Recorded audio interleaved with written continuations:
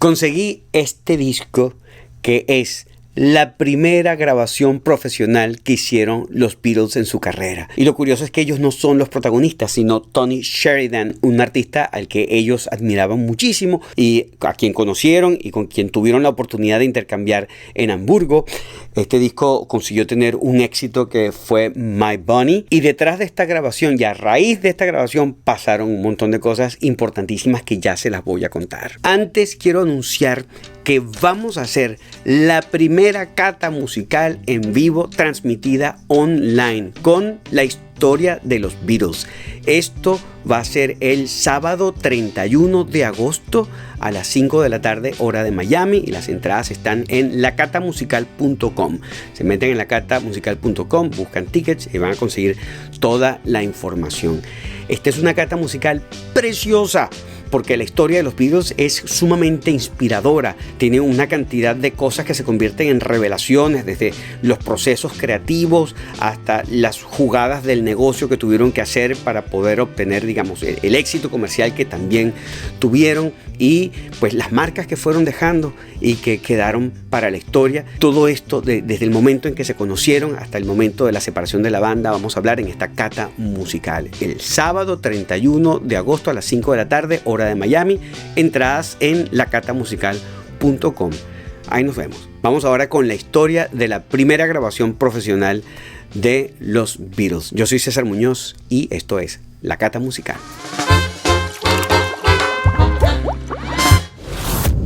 Como les dije al principio, este disco con Tony Sheridan fue la primera grabación profesional de los Beatles, no la primera grabación de estudio, porque es que yo sé que hay una cantidad de expertos Beatlemaníacos que siempre hacen buenas correcciones, pero yo voy a aclarar esto de una vez. Hay una grabación anterior que hicieron en un estudio un poco más doméstico, y que allí se grabó In Spite of All That Danger. Una canción escrita por Paul McCartney. Del otro lado grabaron un tema de Buddy Holly, alguien a quien ellos admiraban, pero este era un pequeño estudio en Liverpool. Igual crea ese registro, y además en ese momento todavía ni siquiera se llamaban los Beatles, sino The Quarrymen. Dato curioso: este disco, como era una sola copia, se la iban turnando entre los integrantes. Y el último en quedarse con el disco, cuando ya dejaron de pasárselo del uno al otro, fue el baterista, que no dijo nada. Esperó muchos años después que los Beatles fueron famosos, que se disolvieron, que se convirtieron en leyendas. Entonces un día llama a McCartney y le dice: Paul, ¿a qué no sabes lo que tengo? El primer disco que grabamos nosotros, la primera grabación. Y le pregunta: ¿la quieres? Y Paul dice: por supuesto. Bueno, eso te costará tanto. Y según cuenta el mismo Paul, fue una cifra bastante elevada. Ahora, volviendo al disco con Tony Sheridan. Esto sucede en Hamburgo, donde ellos al principio de su carrera viajaron varias veces. Fueron 5 viajes en total entre 1960 y 1962.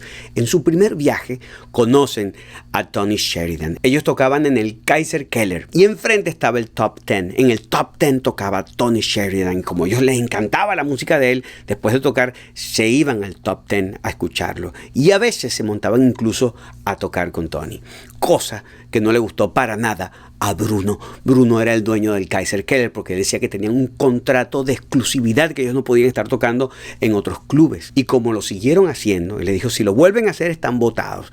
Y ellos, por supuesto, lo siguieron haciendo. Y Bruno no solamente terminó el contrato que tenía con ellos y los votó del lugar, sino que además los acusó con la policía, porque primero George Harrison era menor de edad, y luego hay un cuento que es que Paul y Pete Best, que era el baterista en esa época, todavía Ringo no tocaba con ellos, Paul y Pete Best estaban hospedados en una habitación que quedaba atrás de un cine. El cine se llamaba el Bambi Kino, y allí, por bromear, Paul y Pete le prendieron fuego a un preservativo.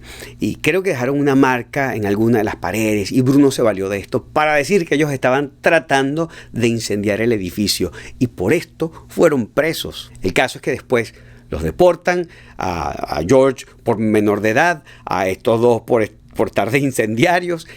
John Lennon creo que no tuvo mayor problema, pero igual se fue con ellos. Y Stuart Sutcliffe, quien era el bajista, porque en aquel entonces Paul tocaba era la guitarra y Stewart era el bajista, se quedó porque se había empatado con una fotógrafa que, por cierto, es la primera que hace un registro de estas imágenes icónicas de la banda. Finalmente vuelven todos a Liverpool y desde allá se hace una nueva negociación para tocar en otro lugar, y así es como surge el segundo viaje a Alemania. Cuando llegan, pues ya tienen este vínculo con Tony Sheridan y lo contactan y empiezan a tocar formalmente con él. A Tony le sale una oportunidad para grabar un disco con un sello discográfico y él dice que él quiere que sean los Beatles quienes lo acompañen. A la disquera le pareció muy bien, solo que no les gustó el nombre y en vez de Beatles le pusieron los Beat Brothers. Todo porque la palabra Beatle en alemán sonaba, creo que era a insecto, no sé si era escarabajo, pero el caso es que pues le cambian el nombre. Y ese disco, bueno, este disco logra tener un éxito que es el tema My Bunny.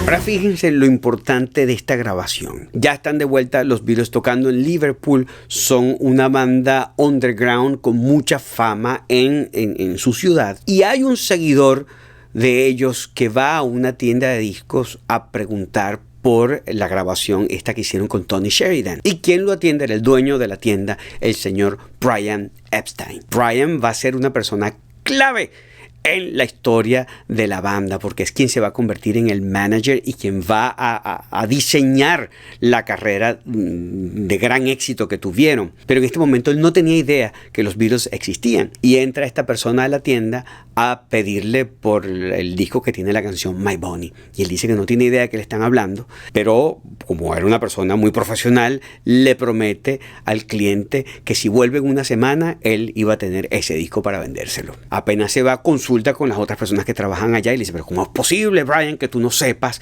de ese disco si ahí tocan los Beatles? ¿Quién? Los Beatles. Ellos tocan aquí cerquita en un club que se llama el Cavern Club. Y él dice: pues tendré que ir a verlos.